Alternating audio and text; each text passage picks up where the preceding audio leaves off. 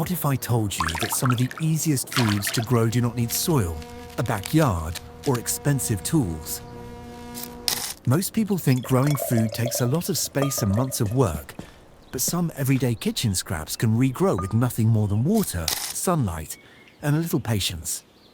Green onions, lettuce, herbs, and other common foods can often keep growing right on your counter instead of ending up in the trash. For people who want to waste less, save money, and become a little more self-reliant, this is one of the simplest ways to start. In this video, you will discover 7 foods that can regrow in water, including one that can give you fresh greens in just a few days, and another that may keep producing over and over again. First one is green onions, often called the endless onion. If there's one place to start, it's right here. Green onions are probably the easiest food you can regrow in water, and once you try it, it almost feels too simple to be real. All you need is the white root end, the part most people cut off and toss without a second thought. Set those roots in a small glass with a bit of water, and within a day or two, you'll start to see fresh green shoots rising again. What makes green onions so special is that they don't just grow back once. If you trim them properly and leave the roots intact, they'll keep producing over and over again. You're not replanting every time. You're continuing a cycle that's already alive. It turns a single purchase into something ongoing, something that quietly keeps giving. This kind of regrowth isn't new. For generations, especially during times when food was scarce or money was tight, people made full use of what they had. In home kitchens around the world, scraps weren't seen as waste. They were seen as potential. Green onions were often placed in jars near windows, not as a trend, but as a habit. A simple way to stretch meals just a little further and make sure nothing useful was lost. There's a reason this works so well, and it comes down to how the plant is built. At the base of the green onion is a highly active growth zone, often called a meristem. This is where new cells are constantly being formed. Even after the top has been cut, the base remains alive and ready to grow. The roots don't need soil to function right away. They're efficient at pulling what they need from water, especially in these early stages. With a little light and consistent moisture, the plant simply continues what it was already doing. To keep things working smoothly, there are a couple of simple habits that make a big difference. Change the water every couple of days so it stays fresh and clear. So why did something this simple fade out of everyday life? In many ways, it comes down to convenience. Green onions became cheap, easy to find, always available. And over time, we got used to treating food as something replaceable instead of renewable. The habit of regrowing faded because it didn't seem necessary anymore. But now, as more people look for ways to be a little more self-reliant, these small practices are quietly making their way back. Think of green onions like a candle that keeps lighting itself again and again from the same flame. You don't need to start over each time. You just keep it going, one small cut at a time. Second is romaine lettuce, the second chance green. Romaine lettuce is one of those foods most of us use once and forget. You chop the leaves, toss the base, and move on. But that base still has life in it. If you take the bottom core, the part that holds everything together, and place it in a shallow dish of water, something interesting starts to happen. Within a few days, you'll see small, fresh leaves begin to form right from the center. Now, it's important to understand what this is and what it isn't. You're not going to grow a full new head of lettuce in water. But what you do get is a steady little supply of tender greens. Enough to top a sandwich, add to a plate, or give you that fresh crunch without starting from scratch. It's simple, modest, and surprisingly satisfying. This practice goes back further than most people realize. Home gardeners have long understood that many vegetables still carry energy even after harvest. In smaller homes, especially in cities where space was tight, people learned to reuse what they could, a windowsill, a bowl, and a leftover base were enough to extend the life of a plant just a little longer. It wasn't called anything special. It was just part of being resourceful. From a science standpoint, what's happening is fairly straightforward. The base of the romaine still contains living plant cells that haven't completed their cycle. When you place it in water and give it light, those cells continue to function. They absorb moisture, use stored energy, and begin producing new growth.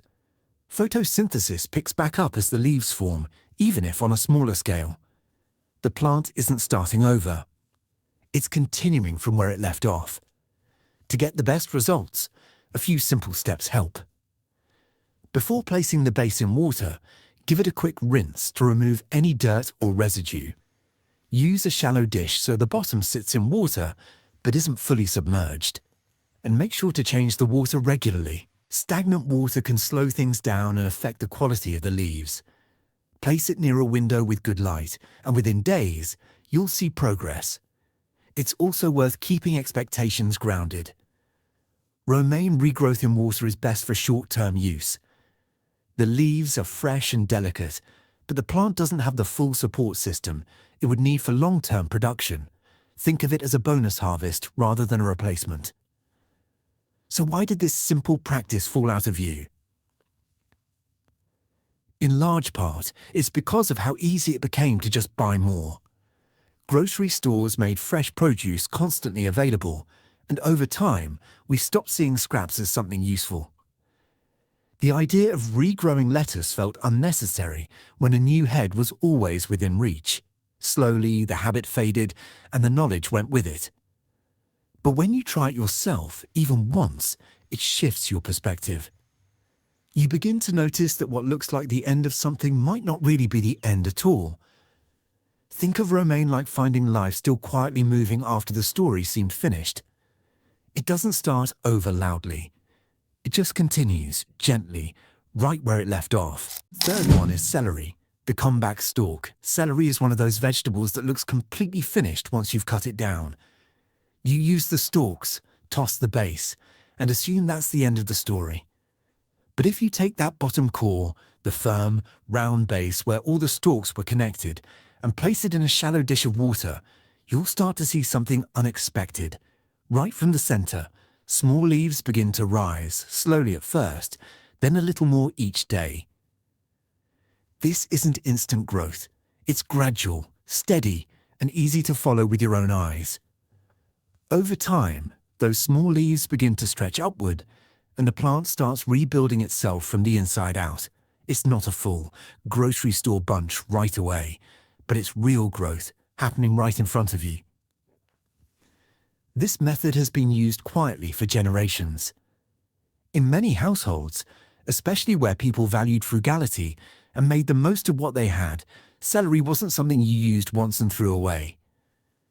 The base was often saved and set in water near a window. It was a simple habit, passed down without much explanation. Just something that worked. For families trying to reduce waste or stretch their food a little further, this kind of regrowth made practical sense. What makes this possible comes down to how celery grows in the first place. At the center of that base is a living growth point that doesn't shut down when the stalks are removed. It stays active. When you place it in water, that moisture signals the plant to begin expanding its cells again. New leaves form from the middle, pushing upward as the plant continues its cycle. It's not starting from seed, it's continuing from what's already there. To help it along, keep things simple. Use a shallow layer of water so only the bottom of the base is sitting in it. Too much water can lead to rot, and that slows everything down. Change the water every couple of days to keep it clean and fresh. Place it somewhere with good natural light, like a windowsill, and give it a little time. You'll start to see new growth forming in just a few days. If you want to take it further, you can eventually move the plant into soil once it has enough new growth and some developing roots. That gives it access to more nutrients and can lead to fuller, stronger stalks over time. But even if you keep it in water, you'll still get usable greens and a clear view of how the plant rebuilds itself. So why did this fall out of everyday practice? Part of it is our shift towards speed and convenience. We've gotten used to full-size produce, ready to use, always available. Waiting for something to regrow, even for a few days, feels slow by comparison. And along the way, a lot of simple plant knowledge faded into the background. We stopped seeing food as something that could continue growing once we brought it home. But when you try this, it brings that awareness back. You start to notice that what looks like the end of a plant is often just a pause. Think of celery like a quiet engine that never fully shuts off. It's just waiting for the right moment, a little water, a bit of light, to start turning again. Fourth is garlic greens, the hidden shoot. Garlic is something most of us think of as a finished ingredient. You break apart the bulb, use a clove, and that's the end of it. But if you take a single clove and set it in a small amount of water, something starts to happen pretty quickly. Within a few days, a bright green shoot begins to grow from the top. These are garlic greens, and they're completely edible, with a mild, fresh flavor that's gentler than the full clove. What makes this so useful is the speed. You're not waiting months to grow a full bulb. You're getting a quick return, a fresh green you can snip and use in your meals within days. It's simple, fast, and doesn't require anything more than a small container and a bit of light. This idea isn't new at all. In many traditional kitchens around the world, garlic wasn't limited to the bulb. The young green shoots were often used as a quick herb, especially when fresh greens were limited. People understood that the clove still held life inside it, and they made use of that early growth stage. It was a quiet kitchen shortcut, something practical that added flavor without needing a full garden. The reason this works comes down to how garlic stores its energy. Inside each clove are nutrients packed tightly together, designed to support the plant's early growth. When you add water and a bit of light, the clove begins to wake from its natural dormancy. That stored energy fuels the first stage of development, sending a green shoot upward. It's a self-contained system at the beginning, which is why it works so easily in just water. To get good results, keep it simple. Place the clove root side down in a shallow dish with just enough water to touch the bottom. You don't want to submerge it completely. Too much water can lead to mold or softening of the clove. Change the water every couple of days to keep it fresh. Within a short time, you will have green shoots ready to use. For the best flavor, harvest them while they're still young and tender. There's no need to overthink it. This is one of the fastest ways to turn something sitting in your kitchen into something growing again. And once you see it happen, it changes how you look at a simple garlic clove. So why did this fall out of common use? Over time, the focus shifted almost entirely to the mature bulb. That's what stores well, what's sold in bulk, what people are used to cooking with. The early green stage became something most people never even noticed.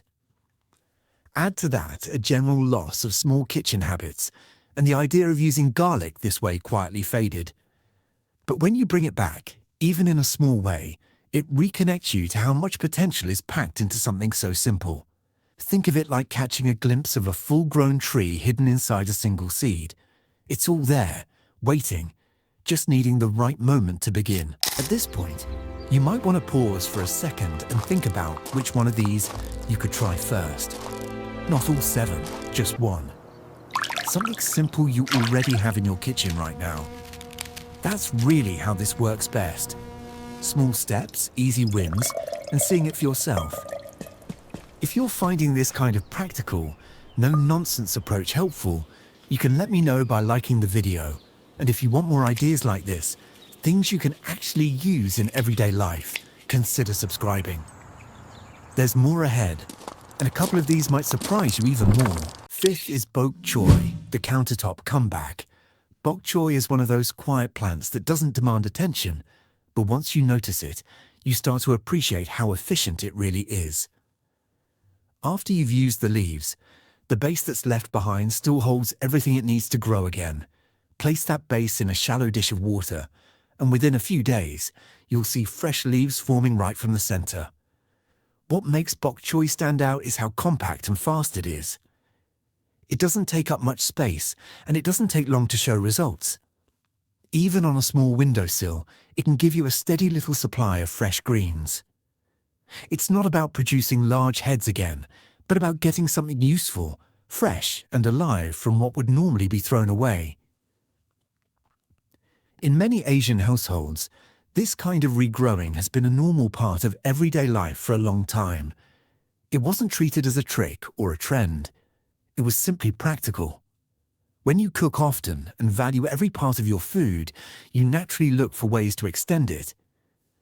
Bok choy, with its strong base and quick response, became a natural choice.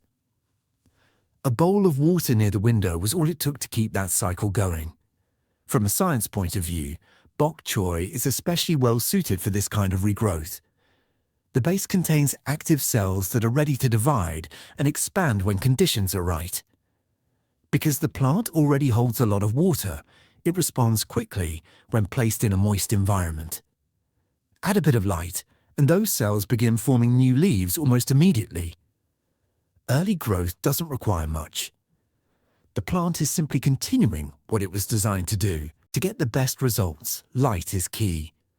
Place your bok choy where it can get steady, natural light during the day. Without enough light, the new leaves can come in pale and weak. Keep the water fresh by changing it every couple of days, and make sure only the base is sitting in the water, not the entire plant. Simple adjustments like this make a big difference in how strong and healthy the regrowth looks. This is one of those methods where consistency matters more than effort. You don't need to do much, but doing the small things right helps the plant keep going. So why isn't this more common in everyday kitchens? A lot of it comes down to how knowledge travels.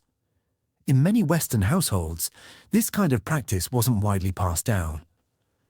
At the same time, grocery stores made fresh produce easy to replace at any time. When something feels abundant, we stop looking for ways to extend it. Over time, simple habits like this faded into the background. But when you bring it back, even in a small way, it changes how you see your food. You begin to notice that there's more life in it than you thought. Think of bok choy like a small spring that keeps flowing no matter how often you draw from it. It doesn't rush. It doesn't demand. It just continues, steady and reliable, as long as you give it the chance. Sixth one is basil cuttings, the ever-growing herb. Basil is one of those plants that almost seems to want to grow. If you take a healthy stem, just a simple cutting from a bunch you already have, and place it in a glass of water, it doesn't take long before you see fine white roots beginning to form. From there, it can keep growing, not just once, but continuously, as long as you give it a little care. What makes basil stand out is how easily it adapts. You're not working with seeds or waiting for something to establish itself. You're taking a living piece of the plant and letting it continue its life in a new place. It's one of the simplest ways to grow something fresh without soil, and once it gets going, it can provide a steady supply of leaves right from your countertop. This method has been around for generations. In traditional home gardens, basil was often propagated through cuttings rather than starting from scratch each time. It was practical and reliable. Families would pass down this habit without much explanation.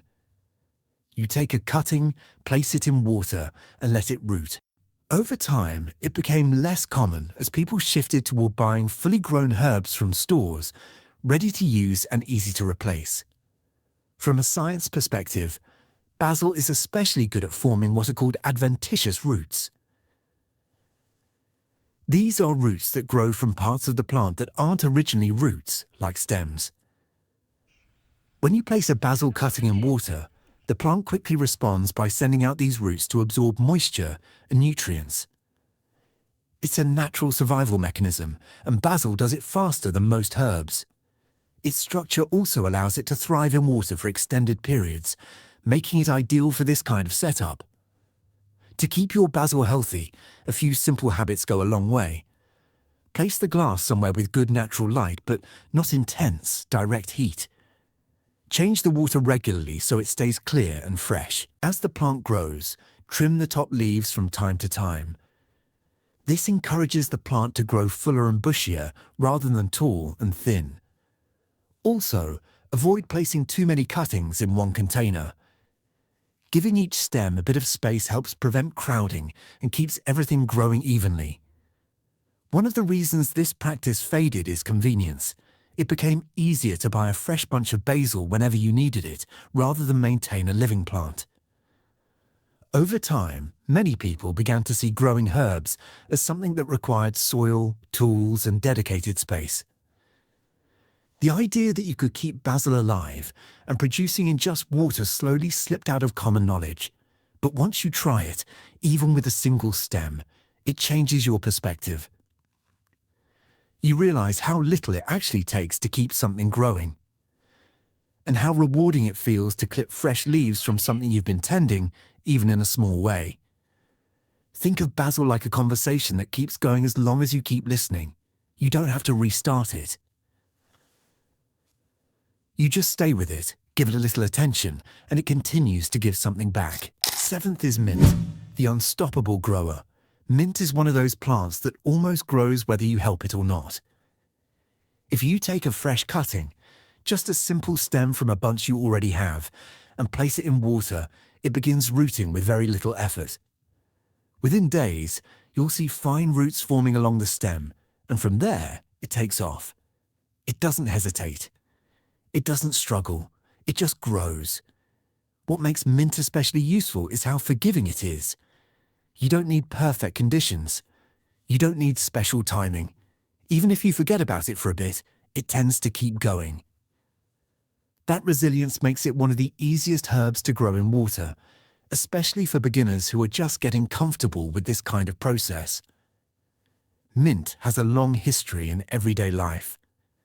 In many traditional households, it was used regularly for teas, for flavoring meals, and simply for its fresh, clean scent. People didn't always grow it in formal gardens. Often, it was kept in whatever container was available, near a window or outside a door. It was part of daily life, not something separate from it. A plant you could reach for whenever you needed a little extra flavor or comfort. There's a reason mint behaves this way, and it comes down to how it's built. Mint produces roots quickly, driven by strong natural growth signals inside the plant. When you place a cutting in water, those signals activate almost immediately, sending out roots to anchor and absorb moisture.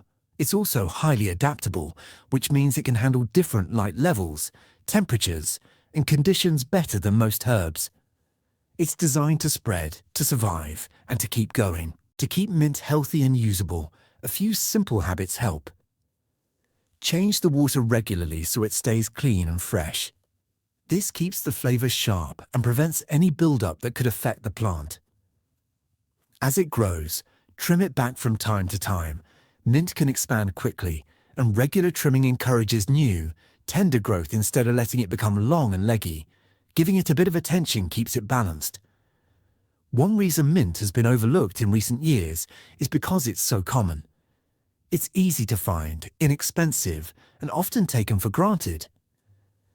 Many people have shifted toward packaged herbs or ready-made products, forgetting how simple it is to keep something like mint growing right at home.